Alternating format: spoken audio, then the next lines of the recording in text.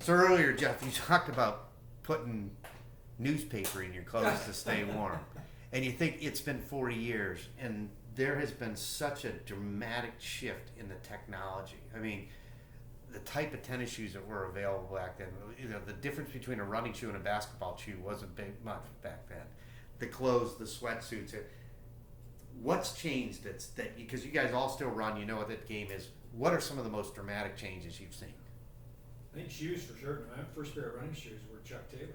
Right? I remember Converse Chuck Taylor. I had Converse, and I actually ran my meets in 7th and 8th grade in Converse tennis shoes. The big heavy rubber bottom and the canvas I top. borrowed somebody, I forget who it was, but I borrowed somebody's spikes at one, and I couldn't believe the difference of running with spikes and Converse. Yeah. But our big thing was shoe goo.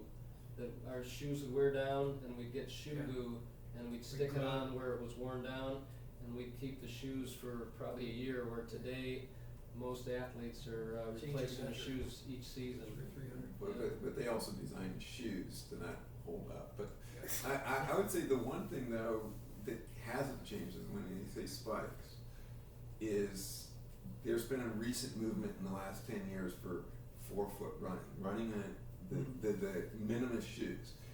We raced in spikes. You can go to a lot of cross country races where they're running in these Hokas and everything else that are the huge Air Max, and it's like they're not going as fast because you really do need the spikes, and so there was a certain advantage to the Back to the Future racing in spikes twice a week. Well, and spikes to you, weren't cross country spikes weren't they on the front of the shoe? Yeah. And they were long, Yeah. right? Depending on the day, if it was a wet, moist day, then we'd put longer spikes in. But normally, because sometimes you'd have to go over parking lots and you didn't want to get too long, but if it was really moist and wet, then we'd have a longer spike. But they were extremely sharp too. I Oh, mean, yeah. even more so than a golf shoe in the day, Yeah. right? Oh, We've got more than our share of marks on our shin bones from people. you can do damage. Yeah. And I'll tell you- so were there restrictions on the length of the spike? You could only go to a 3/4 or No, something? you could do it, but we'd talk about it each race, what the course was, so we just kind of worked together on that. I'll tell you the one thing is big. One thing I've noticed: the first pair of spikes I bought were from a company called Blue Ribbon Sports. This was 1974, 1975. It was when Phil Knight was selling Nike shoes out of the back of his car. We found this 1-800 number, our phone number, we called and ordered shoes. It was the first set of Nike shoes, spikes. It was about 1973, 74. So what we've seen is the infancy of those kind of shoes, all the way to where they are now, and the billion-dollar business that Nike has. I bet you wish you still have them today. I gave them away not too long ago to a kid in my neighborhood. They were all cracked, but the box says Blue Ribbon Sports on it, not Nike. Open up the box and it has a pair of Nike shoes in it. Really? Yeah. And now I wish I had. They didn't age too well in my.